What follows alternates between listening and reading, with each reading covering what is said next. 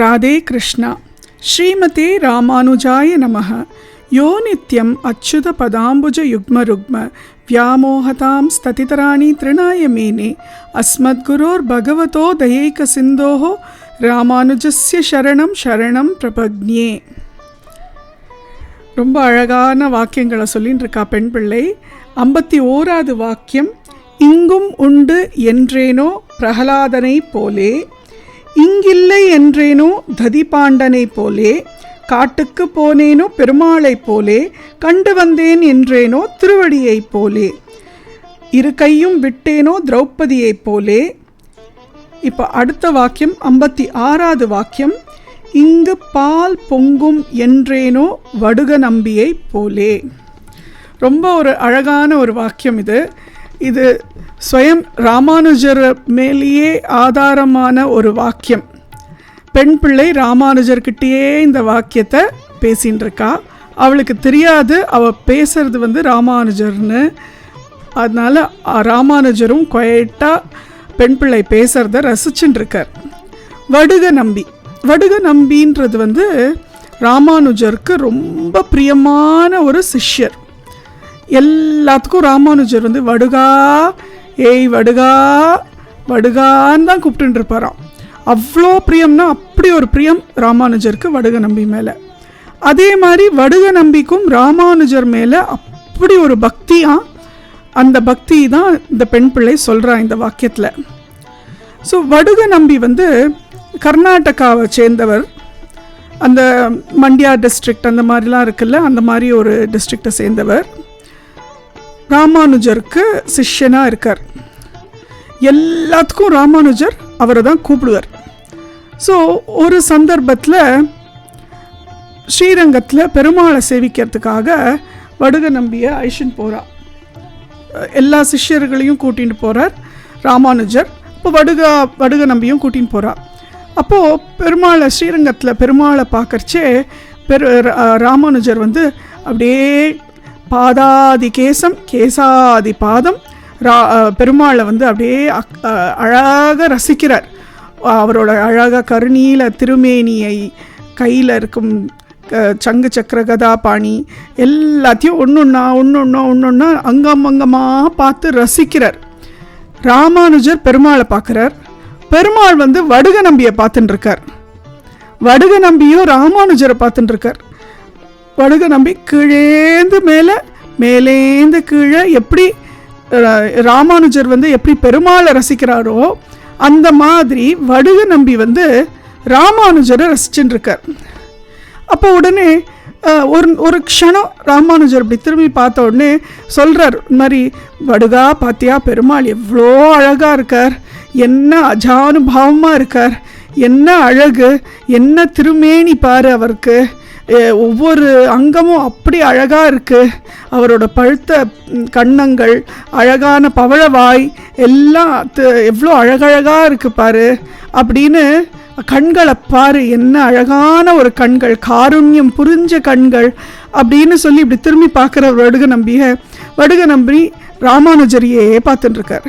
உடனே ராமானுஜர் கேட்குறார், என்ன வடுகா, இங்கே பெருமாள் கோவிலுக்கு பெருமாளை பார்க்காம நீ என்ன பார்த்துட்டுருக்கியே அப்படின்ன உடனே வடுகா சொல்கிறா, எனக்கு நீங்கள் தான் கடவுள், அதனால என்னோட கடவுளை நான் பார்த்துட்டுருக்கேன், நீங்கள் உங்கள் கடவுளை நீங்கள் பாருங்கோ அப்படின்னு.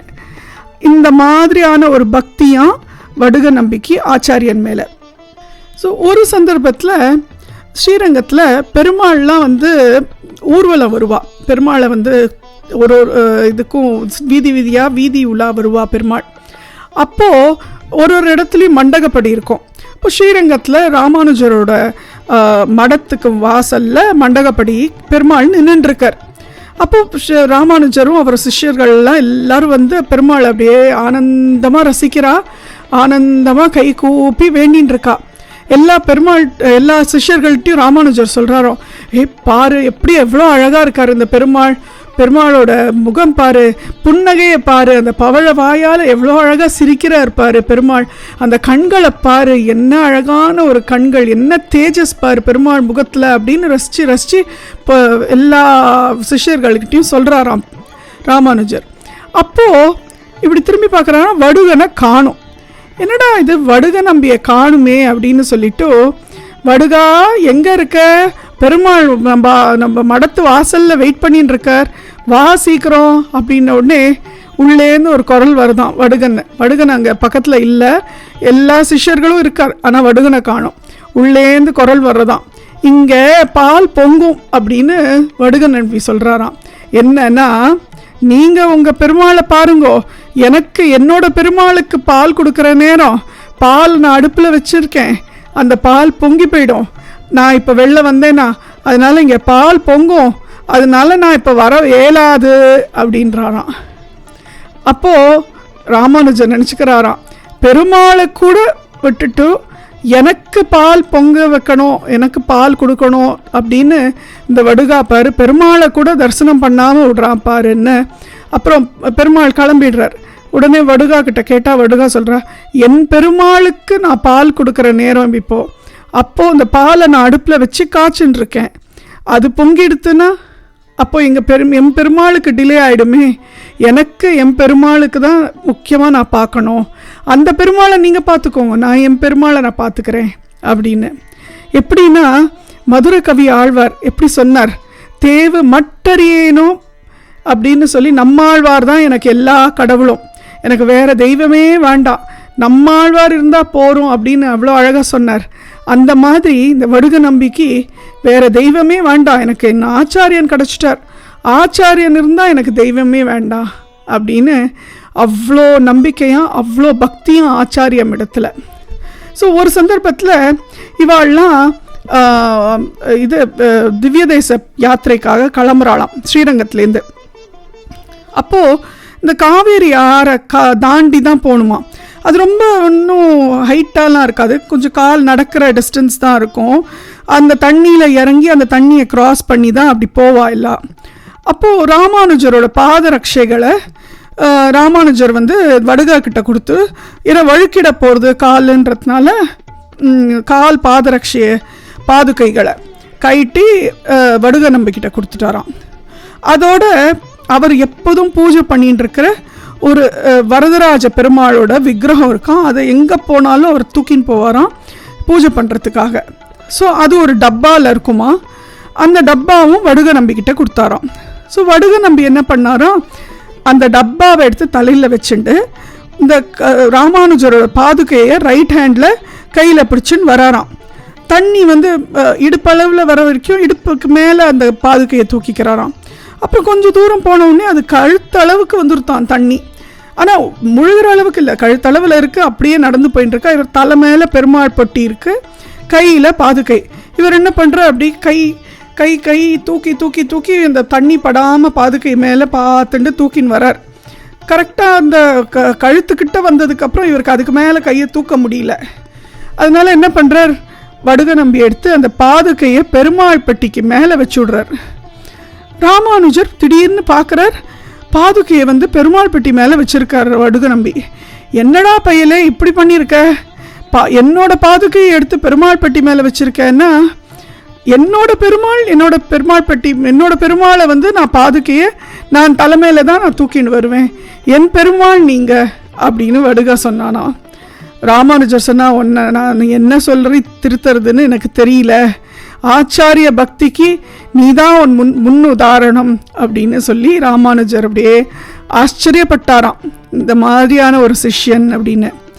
இதே ஒரு சந்தர்ப்பத்தில் அனந்த பத்மநாப சுவாமி ராமானுஜரை ராவோட ராவா வட்டப்பாறை அப்படின்னு ஒரு இடம் திருக்குறுங்குடி கிட்ட இருக்குது. அந்த இடம் திருக்குறுங்குடியிலேருந்து ஒரு கிலோமீட்டர் தள்ளி இருக்கும். அந்த வட்டப்பாறைன்ற இடத்துல ஐஷன் ராமானுஜரை விட்டுறாராம். இப்போ ராமானுஜர் காத்தால் எழுந்து பார்த்தா அவருக்கு தெரிஞ்சுடுறது திருக்குறுங்குடியில் இருக்கும் அப்படின்னு.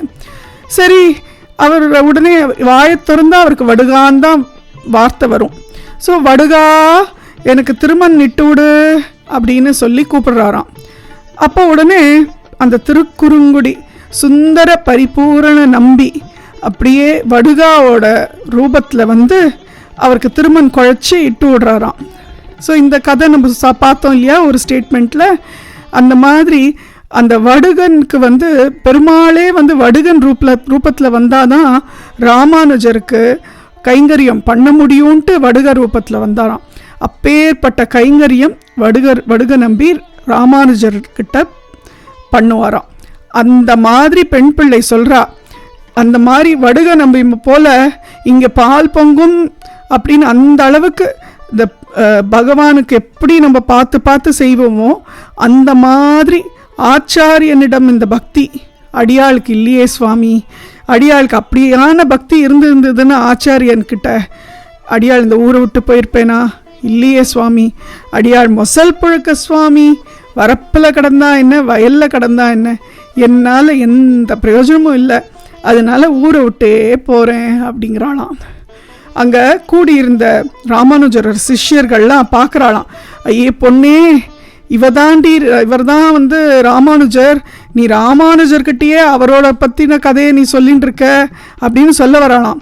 ராமானுஜர் அப்படியே தடுத்து நிறுத்துறாளாம். அவளெல்லாம் சைகையாலேயே காமிச்சு, இல்லை சொல்லாதீங்கோ, ஏன்னா சொன்னால் அவளோட ஃப்ளோ நின்று போயிடும், அவள் சொல்ல வந்ததெல்லாம் சொல்லட்டும், அவளோட பக்தி எல்லாம் அவள் வெளிப்படுத்தட்டும் அப்படின்னு ராமானுஜர் சொல்கிறாராம். இவெல்லாம் பார்த்துன்னு முழிச்சுன்னு இருக்காளாம். என்ன பெண் பிள்ளைக்கு எவ்வளோ அறிவு இருக்குது, ஆனால் அவளுக்கு தெரியல பாரு ராமானுஜர்கிட்ட தான் இந்த விஷயத்த பேசுகிறான்னு அப்படின்னு. ஸோ இந்த வாக்கியம், இங்கு பால் பொங்கும் என்றேனோ வடுக நம்பியை போலே. ராதே கிருஷ்ணா. ஸ்ரீமதே ராமானுஜாய நமஹ.